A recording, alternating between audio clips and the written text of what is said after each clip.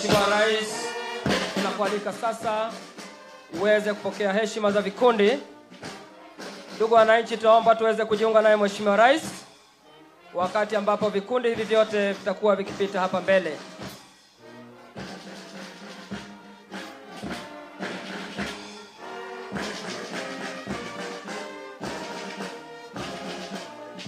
Mheshimiwa Rais, kwa hivi sasa ni kikundi cha kwanza. Anayeongoza ni mkuu wa gwaride letu, Officer Trainees Simeon Olesalaja. Mkuu wa kikundi hiki cha kwanza ni Officer Trainee Fospin Naibei.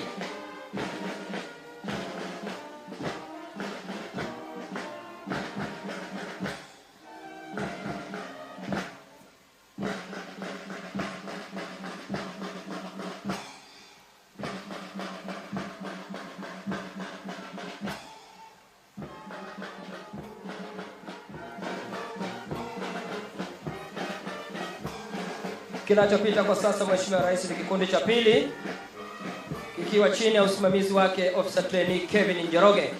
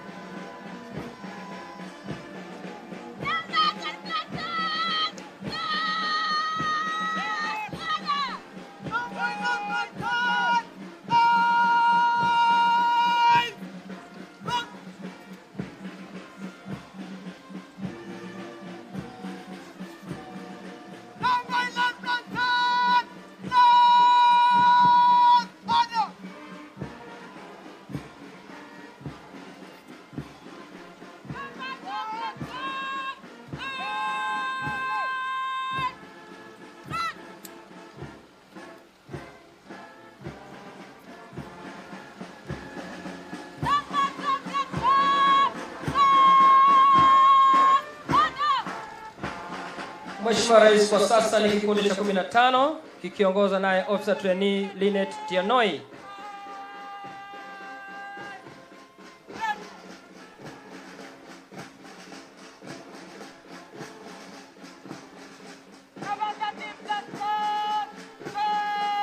Mwisho kabisa Mheshimiwa Rais ni kikundi cha 16 kikiongozwa naye Officer Trainee Jamal Faisal. Nyuma kabisa ni kiranja wa gwaride hili Officer Trainee Cosmas Maio.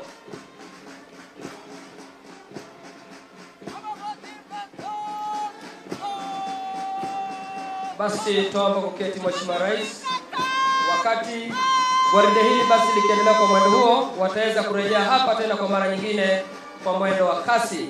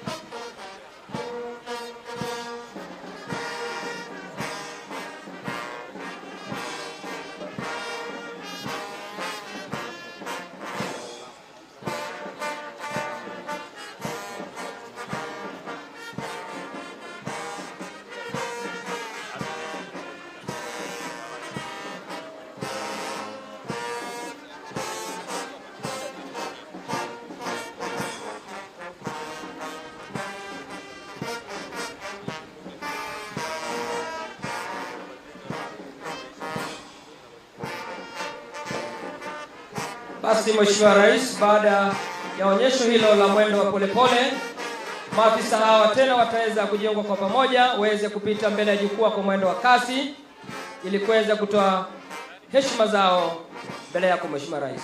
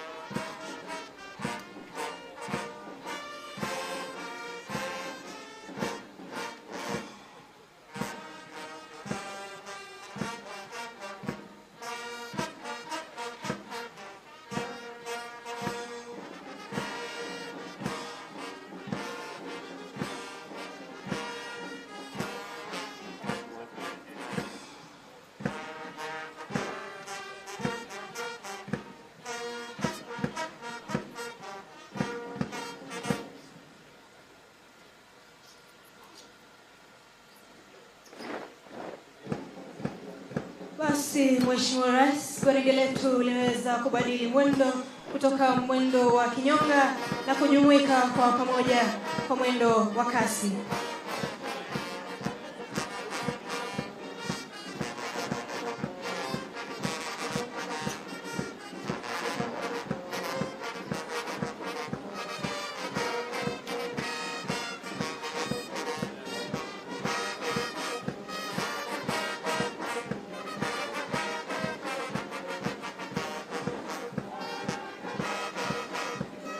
Mheshimiwa Rais, vikundi hivi vyote 16 vitaweza kupita mbele ya jukwaa kwa pamoja.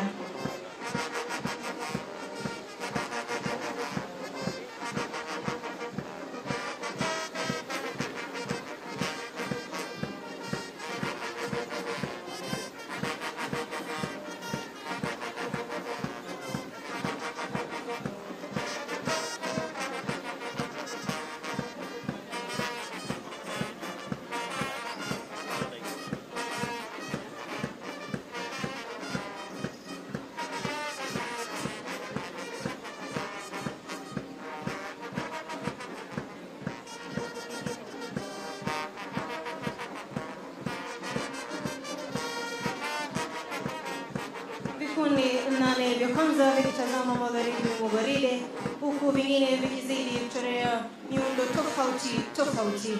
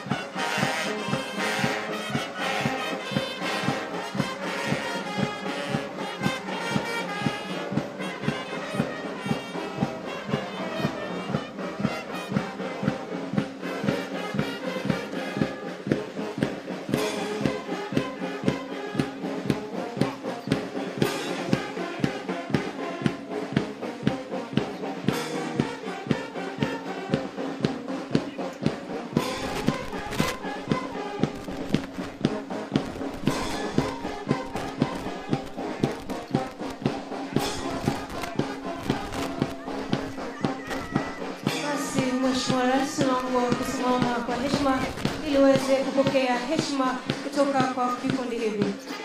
Basi wengine tujumuike na Mheshimiwa Rais kwa hafla hii.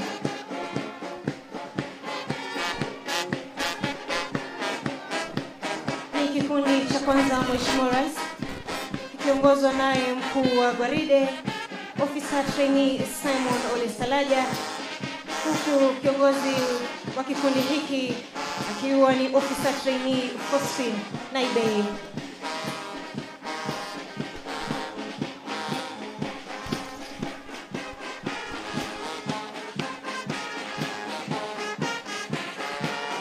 Kikundi cha pili Mheshimiwa Rais, huku kikiongozwa naye Officer Trainee Kelvin Njoroge.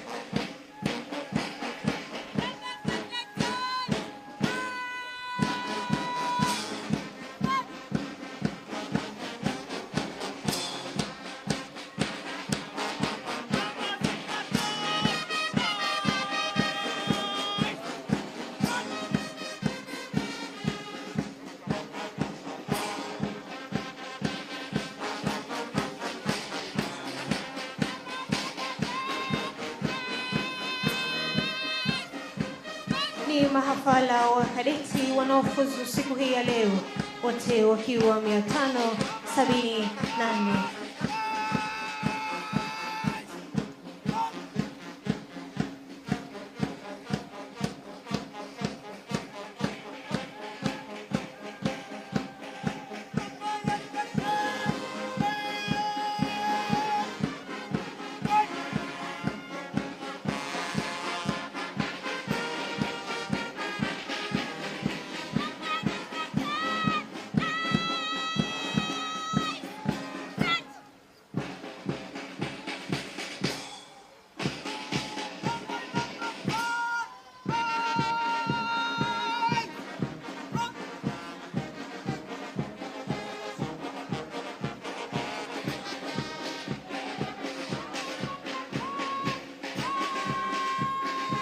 Kinachopita Mheshimiwa Rais ni kikundi cha 14, huku kikiongozwa naye Officer Trainee Oliver Murgar.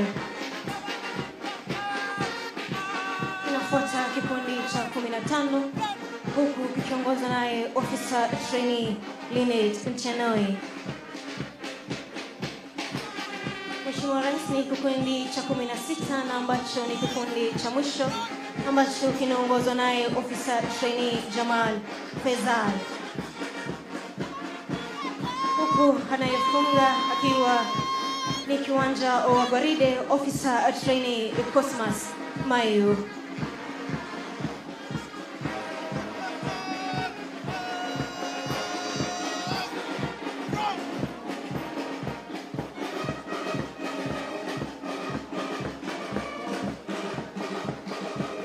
Mheshimiwa Rais, kwa sasa tunaomba kuweza kuketi kwa heshima.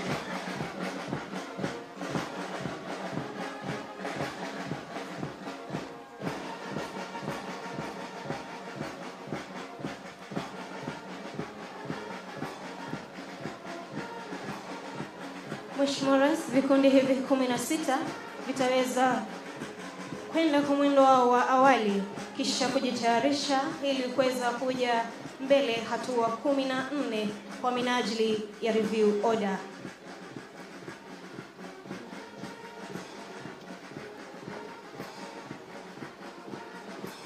Ni vyema wakati huu utakapotimia sote taombwa kuweza kusimama kwa minajili ya wimbo wa taifa.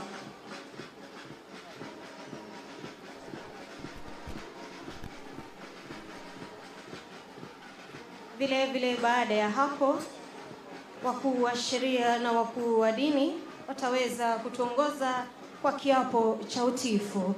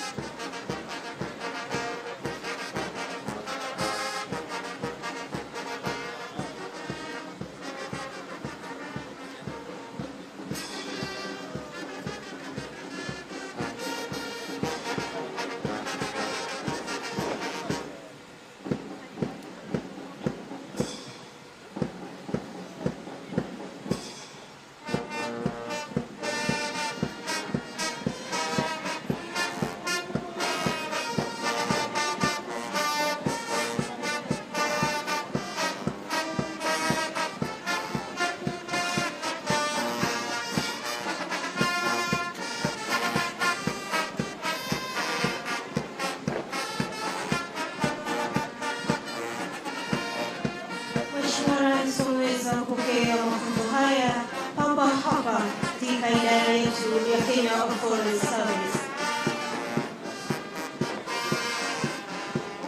Kwa sasa vikundi hivi 16 tutaweza kujiandaa ili kuweza kuja hatua 14 kwa minajili ya review order na wimbo wa taifa.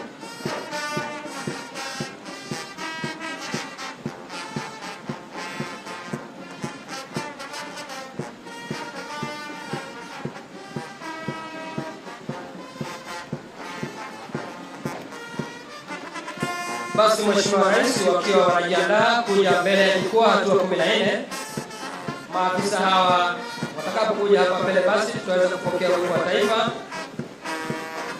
kisha shughuli nzima ya mapisho itakayoongozwa na mkuu wa sheria.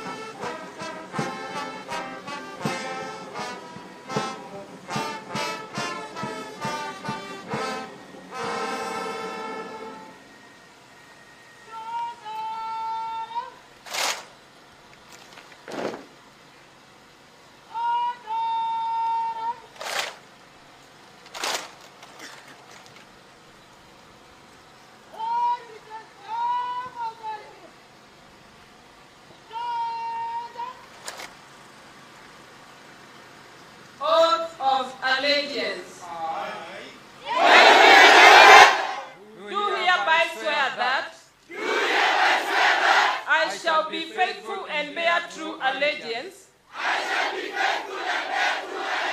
to the President and to the Republic of Kenya, that I shall at all times, as required and authorized by law, do my utmost to preserve the peace and prevent offenses against the same, and that I shall, to the best of my skills and knowledge, discharge all the duties of a forest officer faithfully according to the law, and that during my tenure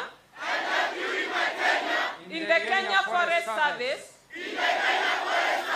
I shall observe all such lawful orders as may be given to me, and I shall observe all acts, regulations and orders relating to the Kenya Forest Service, which may from time to time be in force, so help me God.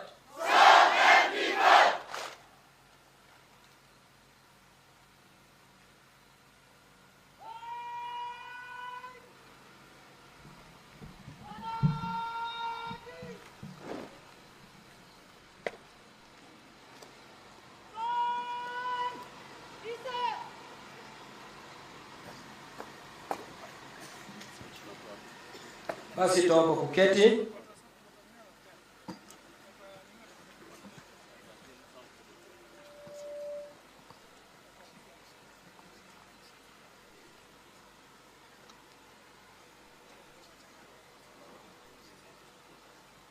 Mheshimiwa Rais, Amiri Jeshi Mkuu, kwa hivi sasa ningependa kumwalika mkuu wa chuo chetu ili aweze kutuongoza kwa ratiba iliyosalia. Welcome, sir.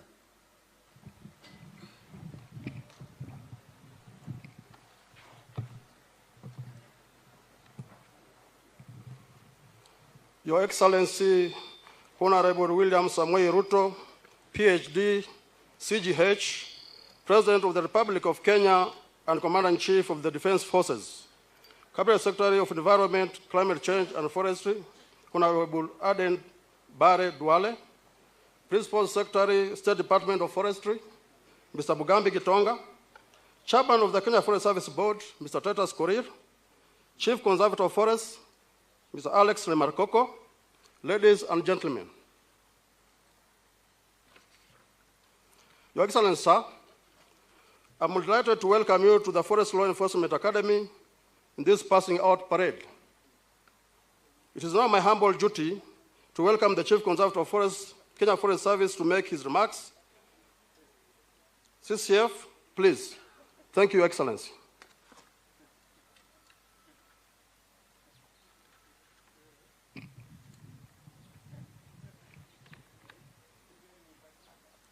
Your Excellency, Sir, Honorable William Samoei Ruto, PhD, CGH, President of the Republic of Kenya and Commander-in-Chief of the Defense Forces, Cabinet Secretary for Environment, Climate Change and Forestry, Hon. Adan Duale, PS State Department of Forestry, and the other PSs that are here, PS State Department of Environment and Climate Change, Chairman of Kenya Forest Service Board and the Board Directors, distinguished guests, ladies and gentlemen.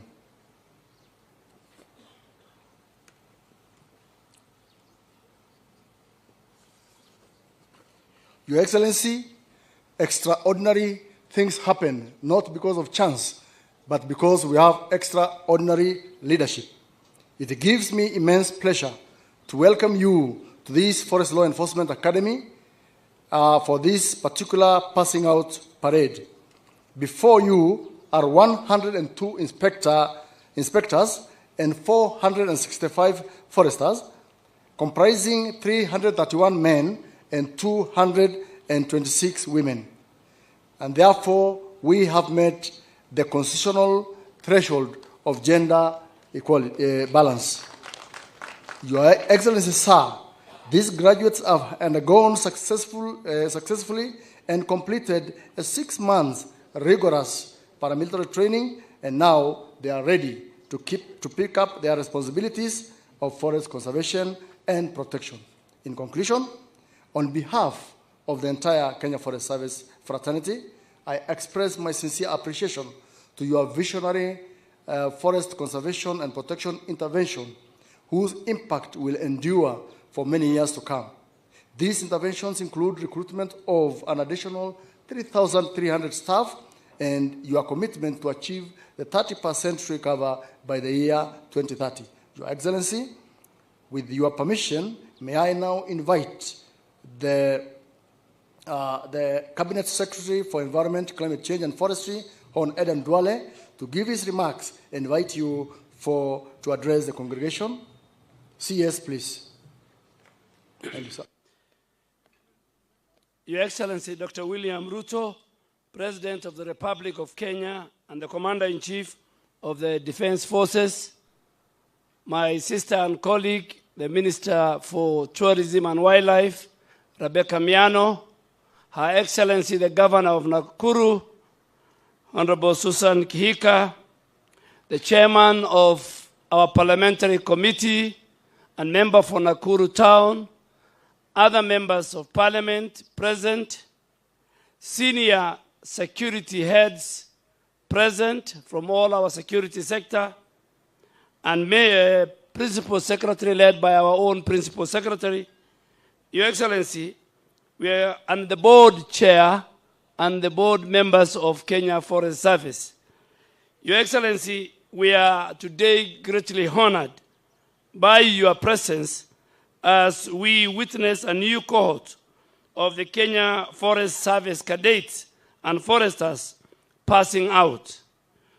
We also want to acknowledge the presence of other distinguished partners and guests. It's with profound gratitude, Your Excellency, that I stand before you here today on behalf of the Ministry of Environment, Climate Change, and Forestry, with a very deep appreciation to you, Your Excellency, for your unwavering commitment, leadership, and outstanding support of the sustainable management of the Kenyan environmental sector, including our precious forest resources and our country's bold climate action. In the last 2 years, Your Excellency, under your leadership, Kenya has earned great recognition as a global leader in promoting environmental sustainability and climate action. This is due to your proactive leadership, your sustained political commitment, and today Kenya has developed very strong policy framework, ambitious reforestation goals, strategic investment in renewable energy, and active participation in international climate diplomacy. Your Excellency, we acknowledged the budgetary and policy support you have given us in the implementation of the 15 billion tree growing campaign program. A very noble, a transformative initiative to address the critical challenges of climate change, water scarcity, land degradation, biodiversity loss, while also at the same time, Your Excellency, creating jobs, improving livelihoods, building resilience of our local communities and the national economy against any climate change and climate vulnerability. Finally, Your Excellency, we cannot overemphasize the relevance of the recently launched Climate Resilience Service Program, known as Climate Works Mtaani Initiative. That will also help the 15 billion tree growing campaign program with the objective of creating unemployment opportunities for over 200,000 youth annually. Your Excellency, today is your day. We, the Ministry of Environment, Climate Change, and Forestry, We are very, very happy. It's under your leadership since 2002 that over 2,600 Rangers were recruited, trained, and you officiated the passing out parade. Today we have the cadets and our technical team comprising over 576. That is an indication, that is a commitment that you and your government has shown to conserving our environment, our forest, and we want to commit as a ministry that by 2032, our forest cover, inshallah, will move from the current 12.7 to 32%. With those many remarks, it's my duty and honor to ask everybody to stand up and welcome His Excellency to address this great pass-out parade. Thank you, Your Excellency. Thank you very much. Tafadhali wale mlio na viti mnaweza kuketi chini. Asanteni sana.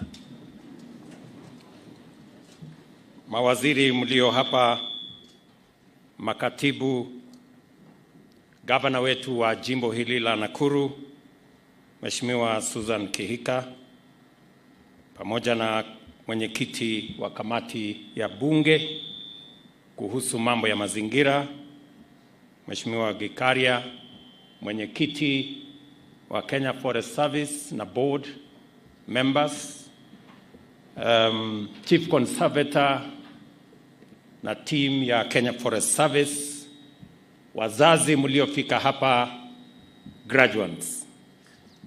I join you today to celebrate the passing out of 102 inspector cadets and 465 forest trainees, because this is a huge milestone in Kenya's journey towards a greener and more resilient future. I congratulate you on your achievements and the commitment you have shown in the conservation and protection of our nation's natural resources. Your work will contribute to our collective endeavor to build a prosperous nation and leave an inspiring legacy to future generations. Every tree planted and forest preserved symbolizes our vision of a vibrant and ecologically secure Kenya. Your graduation here today is not just a matter of personal achievement or career development, but it is an integral part to our broader national policy to make Kenya clean, green, sustainable, and prosperous. The Constitution sets out our commitment to ecological integrity and environmental protection. We have an obligation to maintain at least 15% national forest cover and to ensure that the environment is respected, protected, and enhanced for the benefit of not just present, but also future generations. As part of the global community, Kenya is a leader in environmental sustainability, biodiversity conservation, and climate action. Since our early days as a republic, we have actively collaborated with international partners to develop frameworks for ecological sustainability and climate change mitigation. This is why we host the global headquarters of the United Nations Environmental Programme, UNEP, in Kenya. It is also why we have been at the forefront of developing multilateral and regional policies and strategies to enable our countries combat environmental degradation and manage the effects of climate change. In 2023, we hosted the first ever Africa Climate Summit, which set out a bold and ambitious Pan-African agenda to advocate effective action at every level, sector, and in every country in our continent and throughout the world.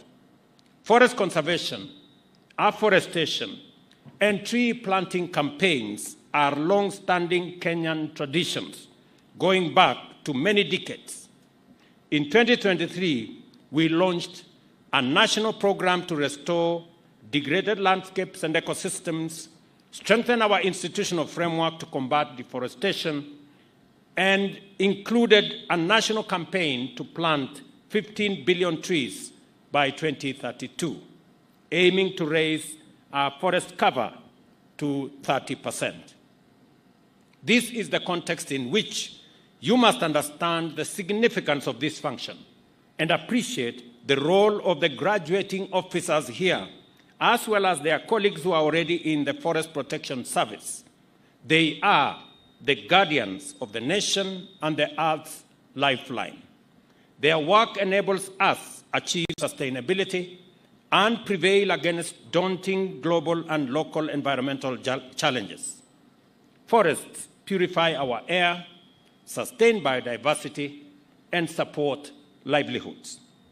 It is therefore essential that we develop capacity, including adequate numbers of trained professionals to overcome the threats of deforestation, illegal logging, and climate change, which diminish forests and the Earth's ability to sustain life.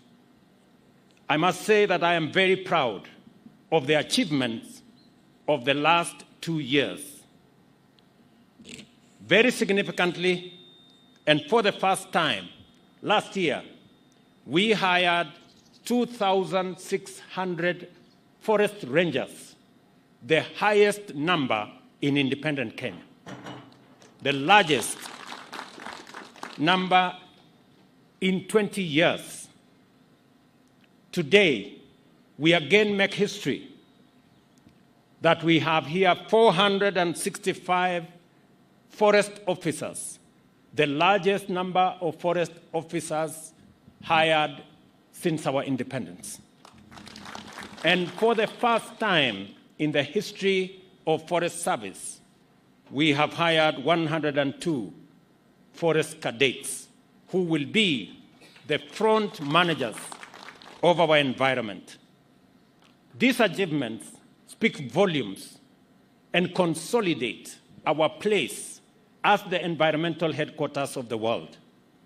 And therefore, it is our intention that the men and women standing before us will be joining the 2,000 that were hired, 2,600 that were hired last year, and those that are already in the service to consolidate Kenya's place in matters environment and climate action.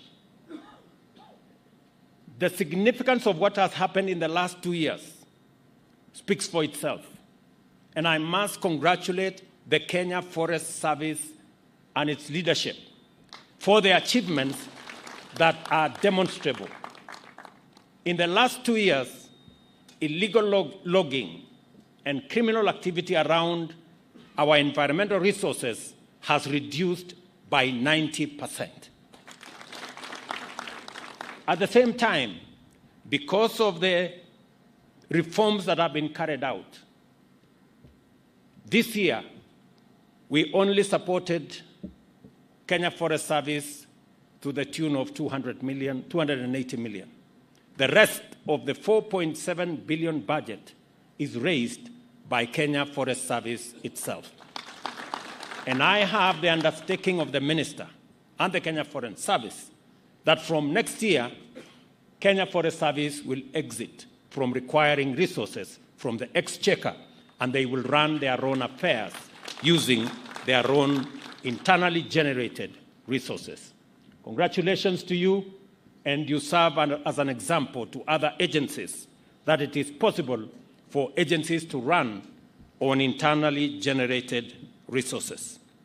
It is therefore essential that we develop capacity, as I have said, including the human resource. The men and women here, and I want to tell you as a father, that the challenge that our Kenya Forest Service has faced in the past is that of laxity, incompetence, and integrity. I want to ask you in this very important graduation ceremony, in the presence of your parents and families, do not allow your career to be tainted with integrity issues or laxity or incompetence. You have the opportunity to change course for Kenya Forest Service and make Kenya truly the environmental headquarters of the world by serving in a dedicated manner in the responsibility that is bestowed on you today. I wish to emphasize that protecting our environment not only befits us and not only benefits all of us, but also empowers our generation to discharge its debt to future generations. Forests stabilize water cycles, support agriculture, preserve biodiversity, and facilitate timber production, herbal medicine, and honey production, thereby generating thousands of jobs and strengthening community resilience. They create employment opportunities through timber and non-timber products, as well as through forest management. Additionally, carbon credits offer new revenue systems and streams, enabling Kenya to reinvest in conservation. Ecotourism strengthens these efforts by showcasing our natural beauty and celebrating conservation. As we face an increasingly challenging future, we must embrace innovation to seize opportunities and accelerate our growth. Innovation is essential to forest conservation, and tools like Jaza Miti app engages Kenyans in tree planting, while satellite and drone technology assist the Kenya Forest Service in forest monitoring. Let me also say technology innovation in forestry can also expand economic opportunities, and I encourage graduates to explore these possibilities in their careers. For our part, we shall continue to develop and refine institutional frameworks, beginning by amending the Forest Conservation and Management Act 2016 to make sure that all stakeholders in conservation and climate action have robust, consistent, and effective support to pursue innovation, collaboration, and ambitious action to turn forests and forest production into vehicles of sustainable transformation. And I am happy that we have the chair of the committee responsible for environment here, and that as we work in consolidating and reorganizing the legal framework for us to tap into this big resource that is available for the transformation of our country, I also want to ensure and to ask those in the forest product space, those in the timber space, that there is now an opportunity for us to grow our timber industry space. We have already taken steps as government to make sure that the use of locally available forest resources takes precedence over imported products. It is the reason why we have made the conscious decision that furniture must be manufactured locally, and imported furniture will not take precedence over locally manufactured furniture. And to make sure that we exploit our resources in a transparent, effective manner, the old method of allocating forest resources to people in a manner that is not transparent has stopped. Going forward,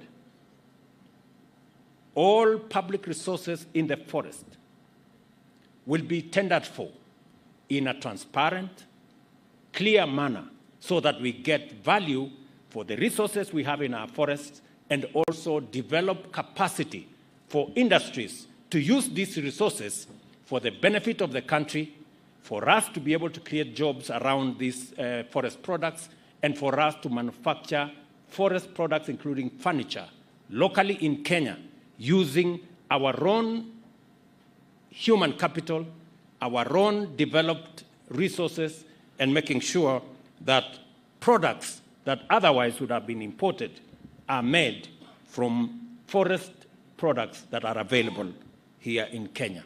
There is therefore an opportunity for business people to work with the Kenya Forest Service for us to create a robust forest products industry that will power the engines of our transformation. Conservation unites communities by fostering a shared sense of responsibility and pride in safeguarding our heritage. Across Kenya, communities are restoring degraded lands, protecting water resources, and reforesting landscapes. Initiatives in the Aberdare Ranges and Mau Forest Complex demonstrate the power of local action in driving accountability and long-term success. Kenya is and aspires to remain compelling proof that economic progress and sustainable forests are not only feasible, but also essential complementary commitments, and that conservation, climate action, and economic transformation must be pursued and achieved in tandem. There is no doubt that this function is a monumental event to our nation's development. It is a commitment on your part that you are going to make significant contribution to our proud legacy of conservation and sustainability, and that we have to strengthen our partnership to give our forests, humanity, and the earth our common home, that is, give it a chance.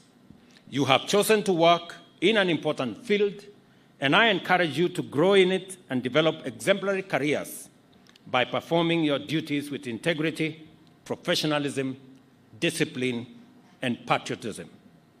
I congratulate all of you, once again, and wish you success as you embark on your careers. May you learn, may you grow, and may you achieve feats that will make you and your families proud for years to come. Let us be bold in our aim to transform Kenya's future through all we do. Together, let us plant, protect, and preserve our forests, demonstrating our commitment to building a greener and much more resilient Kenya. I ask you, as forest officers and managers, as you join the KFS fraternity, believe in yourselves, believe in what you do, and believe in your country. All of us, as the people of Kenya, it is time that we believed in this great country God has given us. It is time that we stopped the negativity. It is time that we stopped believing in the fake news and in the propaganda that is hurting our nation. Because looking at the Kenya Forest Service in the last 2 years, the transformation is phenomenal. What has been achieved in the last 2 years, reducing illegal logging and forest criminal activity by 90%, is something we should be proud of. The fact that Kenya Forest Service now can raise its own resources because of the transformation and because of the reforms that have been undertaken is something we should celebrate. That is not just happening in the Kenya Forest Service. It is happening in the Kenya Wildlife Service. It is happening in the National Youth Service. It is happening in all our other services. These are the positive elements that make Kenya stand out, and that is why we have earned respect globally. Asanteni sana kwa wazazi, asanteni sana kwa kufika ili tusherehekee sherehe hii ya vijana hawa ambao leo watatoka hapa waende wasimamie mambo ya mazingira katika taifa letu la Kenya. Na kama vile waziri amesema, tuko na mpango mkubwa ambayo imeanza sasa. Vijana 10,000 tayari wamejumuishwa katika mpango wa Climate Works. Na mpango yetu ni kwamba kufikia mwaka ujao tutakuwa tumefikisha vijana 200,000, na hawa vijana wa Kenya Forest Service watakuwa mstari ya mbele kusimamia hawa vijana katika mambo ya climate works, ndio tuweze sote kuunganika katika mambo ya mazingira, kupanda miti, kuondoa mambo ya pollution na kumanage our environment as is required of us. Asanteni sana. Thank you very much. God bless you and God bless our great country, Kenya. Thank you very much.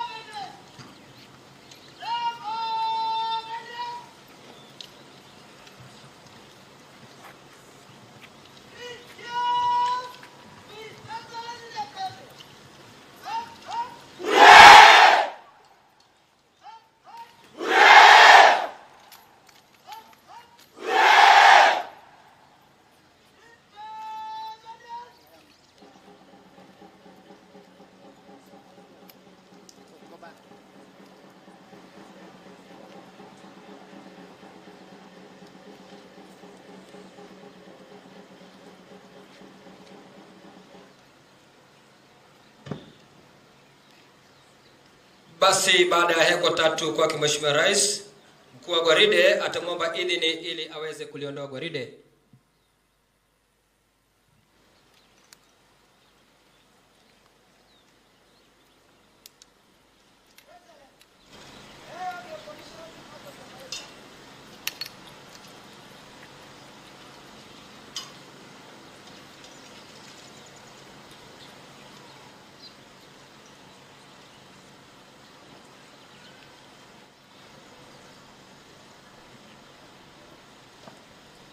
Basi Mheshimiwa Rais, naomba kuketi wakati mkuu wa gwaride akiendelea na gwaride lake.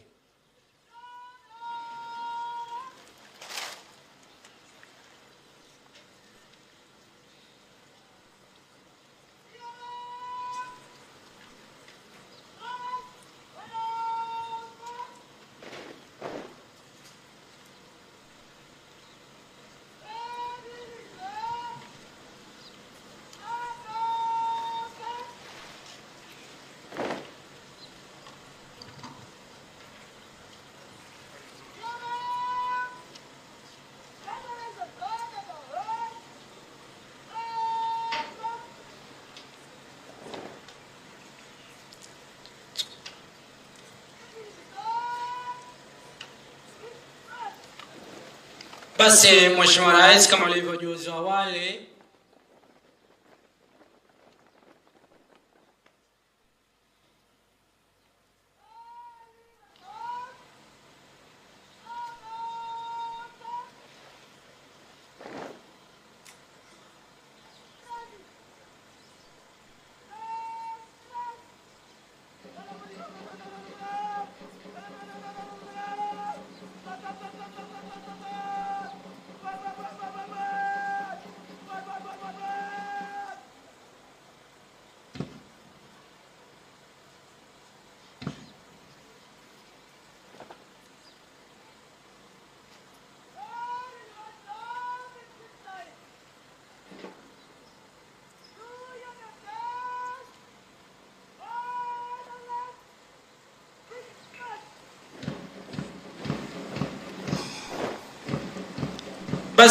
kama jinsi amri inavyoagiza, do your duty, ndio inadhihirika kwa sasa wazi wazi.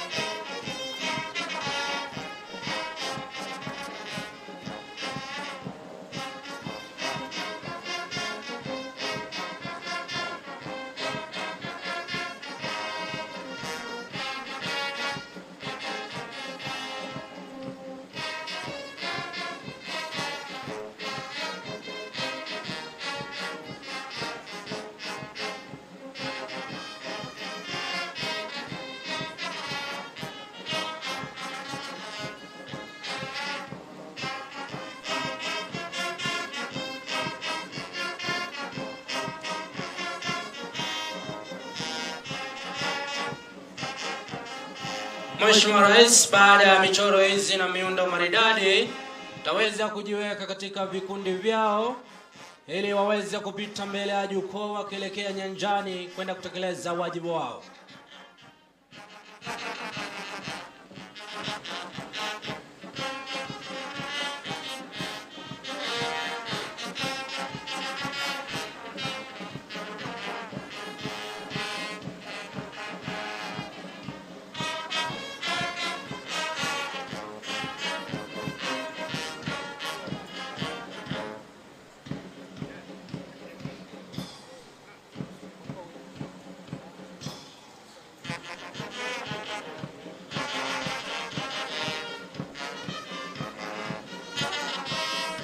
Mheshimiwa Rais, dalili zote zinaonyesha kuwa vikundi vyote ikiongozwa na bendi yetu ya Kenya Forest Service vimeanza kuelekea mashariki mwa uwanja.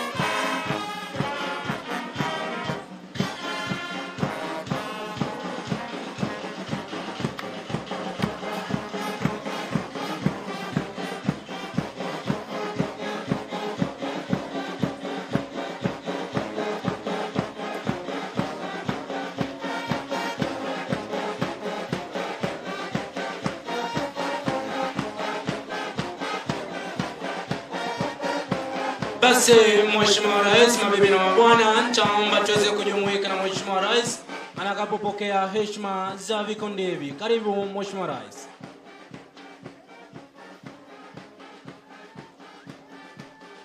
Mheshimiwa Rais aliongoza gwaride kwa mbele kabisa ni mkuu wa gwaride Officer Trainees Simon Olesalaja. Kwa ukaribu akiwa amefuatiwa na mkuu wa kikundi hicho Fosfen Naibei.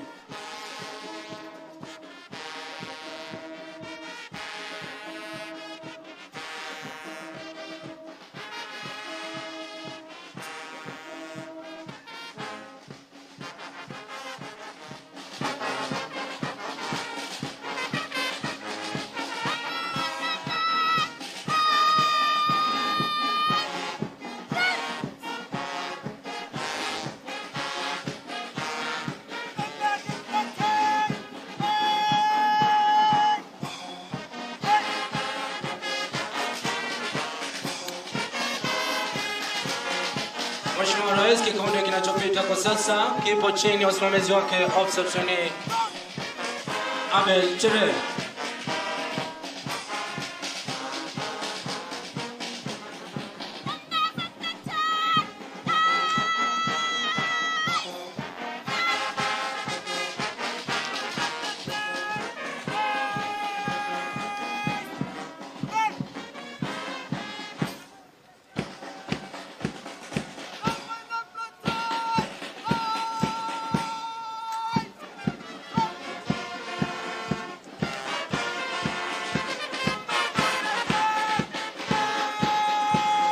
Mheshimiwa Rais, vikundi vyote vikipita kuashiria na kutoa heshima kwako, ikiwa ni dhihirisho kwamba wapo tayari kutekeleza wajibu wao watakapofika kule nyanjani.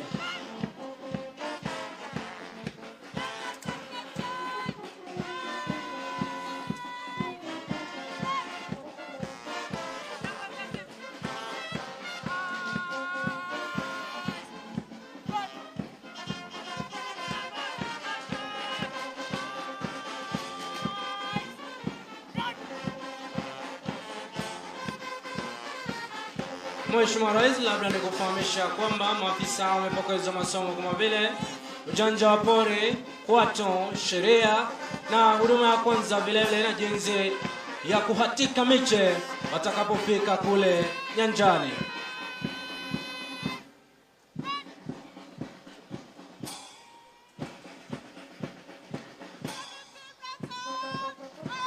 Kile kikundi cha mwisho, Mheshimiwa Rais, kikiwa kipo chini ya usimamizi wake Officer Trainee Fazal Jamal. Mwisho kabisa akiwa amepamba gwaride, upande wa nyuma ni kiranja wa gwaride, kulia kushoto ni waelekezi wa gwaride, Sergeant Mark Cheremoe na Sergeant Martin Amgone.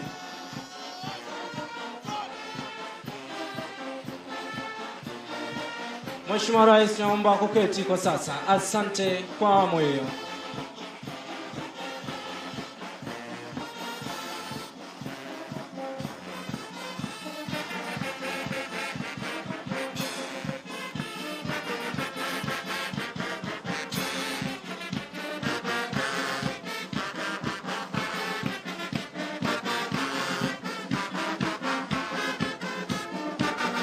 Mheshimiwa Rais anaingia kwa sasa ni mkuu wa gwaride Officer Trainee Simon Ensalaja, akija kuomba na kuonyesha mwisho wa gwaride na kuomba idhini ya kipindi cha burudani.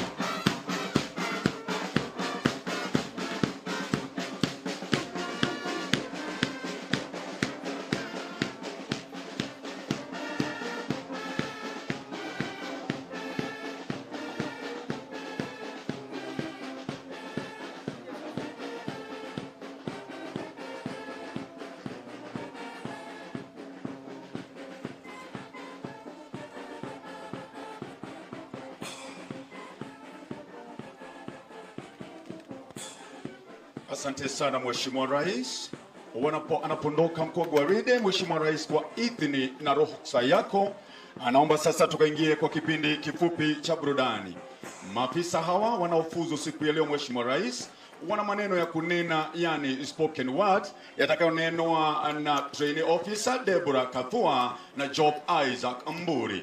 Pamoja na hiyo, Mheshimiwa Rais, watakuwa na wimbo wa Uzalendo, wimbo wa jamii ya Kalenjin wenye ujumbe Mungu bariki Rais, pamoja na wimbo wa Tupande Miti kuunga mkono kauli mbiu ya Rais ya kupanda miti bilioni 15 ifikapo mwaka 2032. Mheshimiwa Rais, kwa heshima zote na unyenyekevu mwingi, twaomba ukaweze kuburudika unapoburudishwa na maafisa hawa wetu. Anayeongoza kwaya hii ni Forest Ranger Shapil Olita. Karibu sana Mheshimiwa Rais.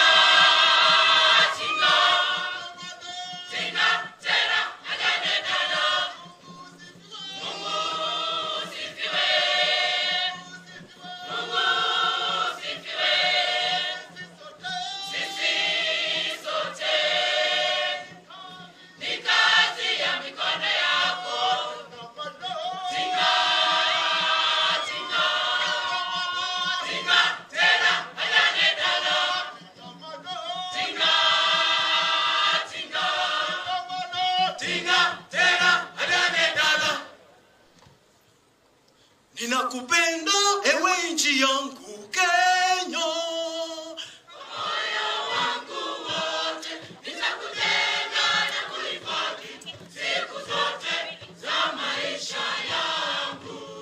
Ninakupenda ewe nchi yangu Kenya, moyo wangu wote nitakujenga na kuhifadhi siku zote za maisha yangu.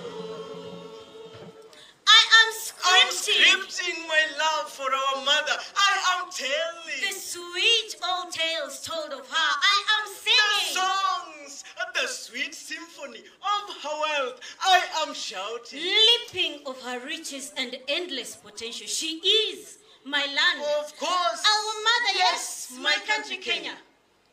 Oh, I'm in love with all her possessions.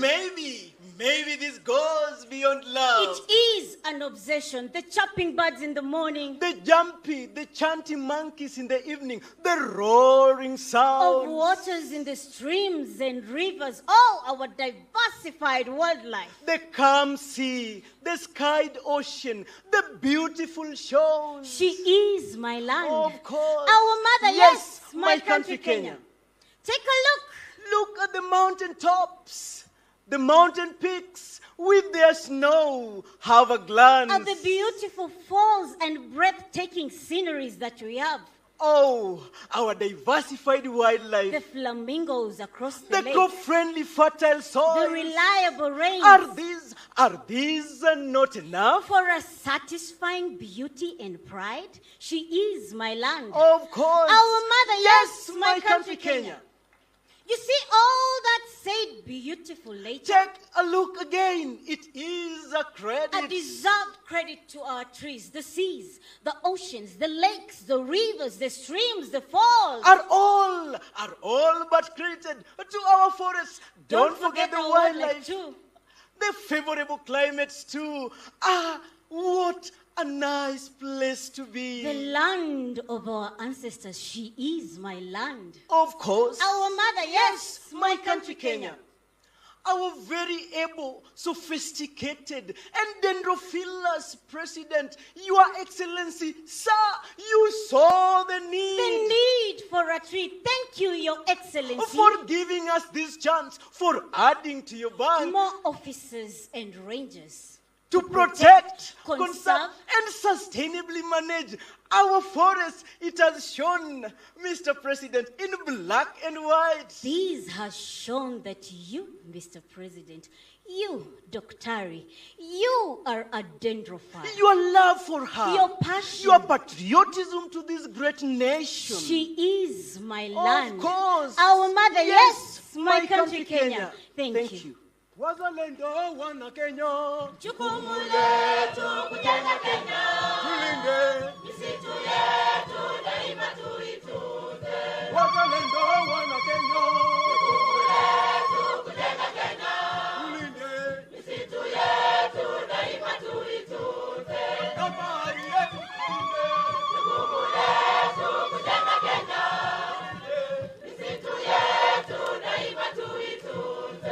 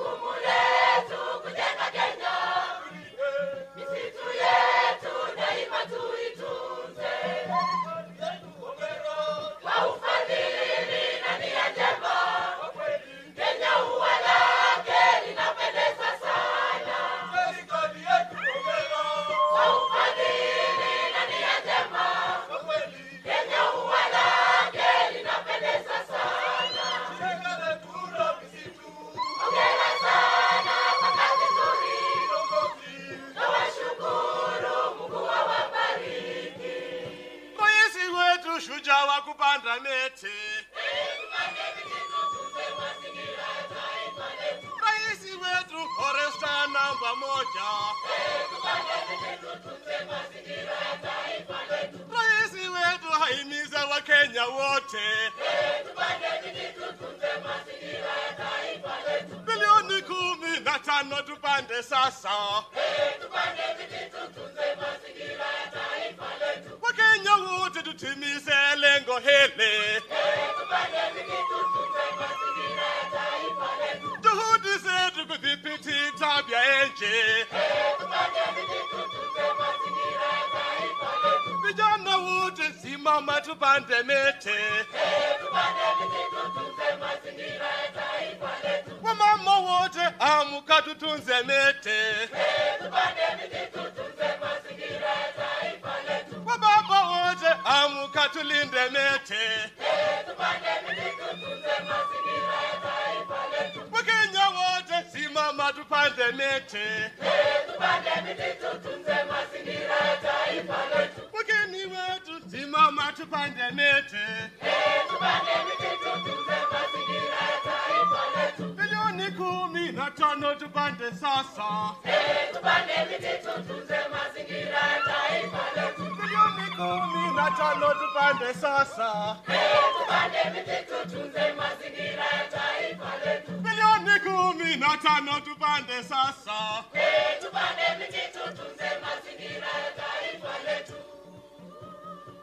Tupande miti tutunze mazingira ya taifa letu.